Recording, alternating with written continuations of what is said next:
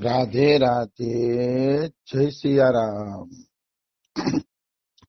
આપણે શ્રી શ્રી ગયા પ્રસાદ પંડિતજીનું ચરિત્ર ચાલે છે. ગયા પ્રસાદ પંડિતજી કોઈ પણ ભગવાનનો વિરોધ ન કરતા.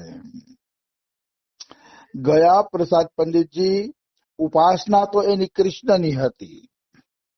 ઉપાસનામાં એ બાલકૃષ્ણ ભગવાનને માનતા હતા, પણ એને ક્યારેય કોઈ બીજાની ભક્તિનો વિરોધ નથી કર્યો. બીજાની ભક્તિનો વિરોધ કરવાનું એના સ્વભાવમાં જ નહોતું.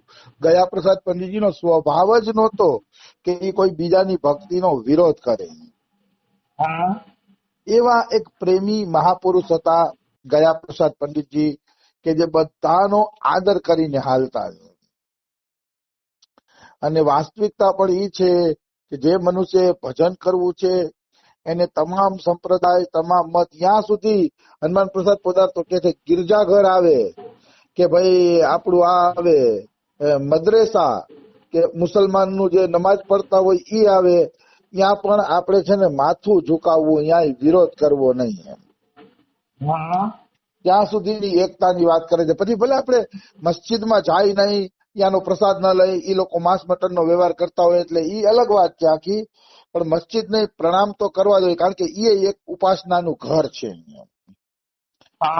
એટલે વિરોધ કોઈનો નહીં. હા, દુષ્ટોનો વિરોધ હોઈ શકે, દુષ્ટતાનો વિરોધ હોઈ શકે, પણ મસ્જિદનો મંદિરનો એવો કોઈ વિરોધ કરવો જોઈએ નહીં. બધાને જે ભજન ગમે એ કરે. આવી વસ્તુ આ હનુમાન પ્રસાદ પોદાર કે છે ને, એમાંથી જ હું તમને બતાવું છું. પોદારજી એમ કે છે કે ભગવાન એક જ છે. એ જ ભગવાન નિર્ગુણ નિરાકાર પણ છે, સગુણ અને નિરાકાર પણ છે, અને સગુણ સાકાર પણ છે. આ એક જ ભગવાનના બધા રૂપ છે, એટલે ક્યારેય કોઈનો વિરોધ ન કરવો જોઈએ. જો ક્રિશ્ચન લોકો નિર્ગુણને માને છે, મુસ્લિમ લોકો નિર્ગુણ ને માને છે, તો એનો વિરોધ ન હોવો જોઈએ, કારણ કે નિર્ગુણ ઈ પણ એક આપણા ભગવાનનું સ્વરૂપ જ છે, એમ આપણે માનીને હાલવું જોઈએ. એટલે ક્યારેય કોઈનો ખોટો વિરોધ હોવો જોઈએ નહીં. આવી વસ્તુ છે. લીલા ભેદથી એક જ ભગવાનના અનેક નામ, રૂપ અને ઉપાસનાના આ ભેદ છે. મતલબ ભગવાન એક જ છે, પણ ભગવાનના લીલા પ્રમાણે નામ અલગ છે, રૂપ અલગ છે, અને ઉપાસનાના ભેદ છે. આ બધા નામ લીલા ભેદથી પડ્યા. માનો રામે મર્યાદાની રક્ષા કરી તો રામને મર્યાદા પુરુષોત્તમ કીધા, તો મર્યાદા પુરુષોત્તમ એને લીલા દેખાડી એટલે આપણે એને મર્યાદા પુરુષોત્તમ કહીએ છીએ. એનો અર્થ એવો નથી કે કૃષ્ણથી અલગ છે. કૃષ્ણથી અલગ નથી. કૃષ્ણ અને રામ એક જ છે, પણ લીલા ભેદથી અલગ અલગ નામ પડ્યા. ઈસુ ખ્રિસ્ત હતા તો એ સહનશીલતાની મૂર્તિ હતા. એના હાથમાં ખીલા ખોડી દેવામાં આવ્યા તોય ઈ એમ કહેતા હતા કે ખીલા ખોડવા વાળાને માફ કરી દેજો એમ, કારણ કે ઈ શું કરે છે ને ઈ એને ખબર નથી. એટલે ઈસુને ભગવાનના પુત્ર માનવામાં આવે છે, કે ભગવાનના પુત્ર છે ને એનો અવતાર છે. તો એ દ્રષ્ટિએ ઈ પણ એક મહાપુરુષ જ હતા, જેનામાં આટલી સહનશીલતા હોય, આટલી કરુણા હોય. વ્યક્તિ થોડો સાધારણ હોઈ શકે. મારો કહેવાનો ભાવ શું છે, આદર બધાયનો થવો જોઈએ. કોઈ પણ ધર્મનો વિરોધ ન હોવો જોઈએ, દુષ્ટતાનો વિરોધ હોવો જોઈએ. હજી હું કઉ છું, કોઈ માણસ દુષ્ટતા કરતું હોય, ધર્મના નામે ધતિંગ કરતું હોય, એવું કરતું હોય, તો એ હિન્દુ હોય તો ભલે, બીજી કોઈ ધર્મનું પાલન કરતો હોય ભલે, એનો જરૂર વિરોધ હોવો જોઈએ. પણ હાચા માણસોનો વિરોધ ન હોવો જોઈએ. હાચા માણસોની કદર હોવી જોઈએ. આવી વસ્તુ છે.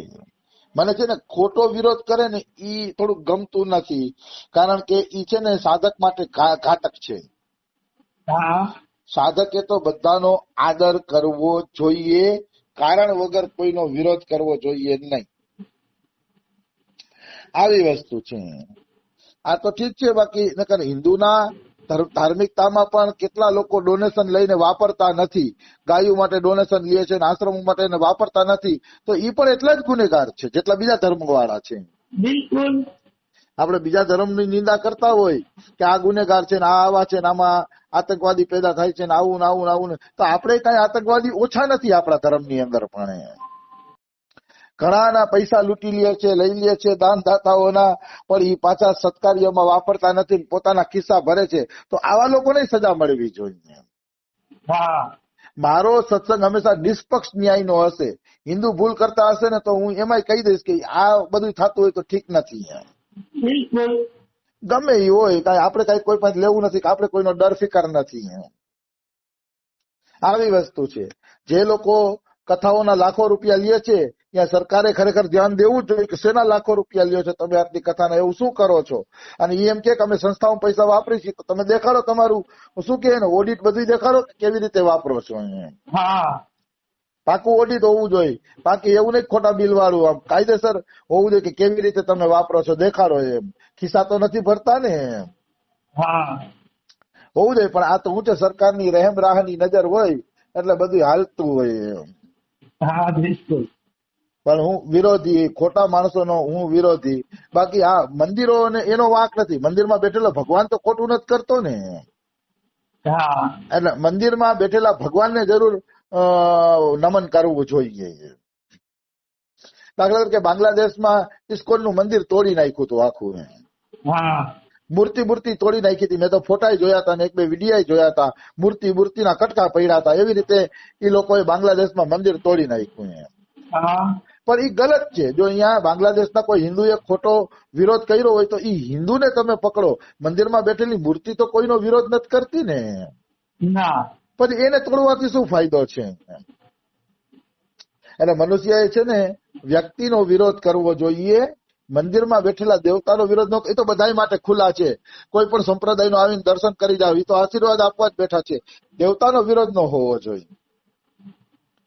આવી વસ્તુ છે. તો બધી ઉપાસના નામ રૂપ અને લીલાના ભેદથી એક જ ભગવાનની છે, પણ નામ રૂપ ને લીલા અલગ અલગ છે. જગતના જેટલા મનુષ્યો છે ભલે ગમે એ ઉપાસના કરે, અંતે એક જ ભગવાનની ઉપાસના છે. હનુમાન પ્રસાદ પોદાર કહે છે એક જ ઉપાસના છે બધાની. હા, રસ્તા અલગ અલગ જરૂર છે બધાના. અને હું પણ કહું કે હું રાધા કૃષ્ણનો રસ્તો પકડીને એક જગ્યાએ પહોંચવા માંગુ છું. જે લોકો અલગ અલગ ઉપાસના કરીને ત્યાં જવા માંગે છે, યા હું રાધા કૃષ્ણની ઉપાસના કરીને જવા માંગુ છું. કારણ કે મારી વૃત્તિ પ્રકૃતિ રાધા કૃષ્ણને અનુરૂપ છે. એટલે હું એમ કહી શકું કે હું રાધા કૃષ્ણને પકડીને અહીંયા મંદિરે જવા માંગુ છું, પણ એમ ના કહી શકું કે તમે બધા હું જ્યાં જઈશ ત્યાં નહીં પહોંચો. બિલકુલ એવું કહેવાનો મને અધિકાર નથી, કારણ કે બધી ઉપાસના એક જ જગ્યાએ પહોંચે છે. જો પછી હનુમાન પ્રસાદ પોતાનું કે છે, किसी भी देवता की साधन की निंदा न करे, किसी भी पूजा स्थल, मंदिर, मठ, विहार, उपासना, आश्रम, गुरुद्वारा, मस्जिद, गिरजा, अगियारी आदि का असमान कभी न करे. આ પોદારજીનું 7મું સૂત્ર છે કલ્યાણકારી આચરણમાં. કોઈ પણ દેવતા હોય ને એ દેવતાની નિંદા ન કરો. અરે દેવી તો નાના, અમારો કાનોડો મોટો, પણ આવું બોલવાની શું જરૂર છે? તમારા માટે તમારો ભગવાન મોટો છે તો પછી બીજાને નાના કરવાની શું જરૂર છે? એટલે કોઈ દેવતાની નિંદા કરવાની નહીં, એ ગલત છે. તમે એમ કહી શકો મારો પતિ મારા માટે મોટો, એમ કહી શકો, પણ બીજાનો પતિ નાનો એવું શા માટે કેવું જોઈએ? એનાથી વ્યર્થ ઝઘડા થાય છે. અને બીજાના સાધનની નિંદા ન કરવી જોઈએ. અરે તું તો સેવામાં પડ્યો છો, નામ નહીં કરતો કાંઈ મળવાનું નથી, એવી રીતે નિંદા કરતા હોય. તો બીજાના સાધનની નિંદા નહીં કરવાની. મને નામ જપ ગમતું હોય, કથા કીર્તન ગમતા હોય, કોઈને સેવા ગમતી હોય, કોઈને પૂજા ગમતી હોય, કોઈને ભગવાનની સેવા ગમતી હોય, તો બધા સાધન બરોબર છે. કોઈના સાધનની નિંદા કરવી જોઈએ નહીં. પછી કોઈ પણ પૂજા સ્થળની નિંદા નહીં કરવાની. જ્યાં જ્યાં પૂજા થતી હોય, પછી કોઈ પણ ધર્મનો માણસ હોય પણ અહીંયા પૂજા પાઠ ઉપાસના થતી હોય તો ત્યાં નિંદા કરવી જોઈએ નહીં એની. કોઈ મંદિરની નિંદા ન કરવી જોઈએ. ફલાણું મંદિર તો આવું છે ને ફલાણા મંદિરમાં તો અપવિત્રતા છે ને. તો વ્રજના બધા મંદિરોમાં ચોખ્ખાઈ ઓછી જોવા મળશે તમને. કેવલ કૃપાલુજી મહારાજના મંદિરમાં ચોખ્ખાઈ જોવા મળશે. એ લોકો ચોખ્ખાઈમાં ધ્યાન દે છે. બાકી જે જાગ્રત ઠાકોરો છે ને એ મંદિરમાં ચોખ્ખાઈ જોવા નહીં મળે તમને.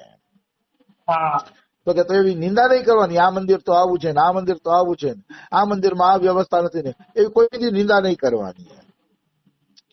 કોઈ મઠની નિંદા નહીં કરવાની. મતલબ કોઈ મઠમાંથી કોઈ સંતે કોઈ મઠની સ્થાપના કરી, આ રામકૃષ્ણ મિશન મઠ ને આ તેની બધા મઠ કહેવાય. તો નિંદા નહીં કરવાની કે એ મઠ વાળા કઈ કામ કરતા નથી, આમ નથી કરતા, આમ તેને, એવી કોઈ નિંદા કરવી જોઈએ નહીં. ગુરુદ્વારા, મસ્જિદ, અગિયારી કોઈ પણ આમાં નિંદા કરવી જોઈએ નહીં. પછી પોતાજી કહે કિસી ભી ધર્મ સંપ્રદાય મત से દ્વેષ ન કરે, કિસી की નિંદા ન કરે. કોઈના ધર્મનું, કોઈનું સંપ્રદાયની કે કોઈની પણ નિંદા કરવી જોઈએ નહીં. એ નિંદા ન કરો. આવશ્યકતા અનુસાર બધાયનો આદર કરો. સારી વાતો બધાયમાંથી ગ્રહણ કરો તથા પોતાના ધર્મ અને ઈષ્ટદેવ ઉપર અટલ અને અનન્ય શ્રદ્ધા રાખો. મતલબ આપણા ઈષ્ટમાં અટલ શ્રદ્ધા હોવી જોઈએ. આપણા ઈષ્ટ સિવાય બીજા ઈષ્ટને માનવાની જરૂર નથી. આદર બધાયનો કરો પણ માનો આપણા ઈષ્ટને, પણ નિંદા ન કરો. બસ આટલી વાત કહે છે પોદારજી. પછી પોદારજી કહે છે માનવ માત્ર में परस्पर प्रेम बढ़े, सभी एक दूसरे की सहायता करे, सबका सब हित करे. આ અગત્યની વાત છે કે માનવની અંદર પ્રેમ વધવો જોઈએ. તમે ઉપાસના ભગવાનની કરો છો અને જેની આત્માઓમાં ઈશ્વર બેઠેલો છે એનો જ અનાદર કરો, એને જ દુઃખી કરો તો તમારી ઉપાસનામાં કમી છે એવું હું તો માનું છું. તમારી ઉપાસનામાં જરૂર કમી છે.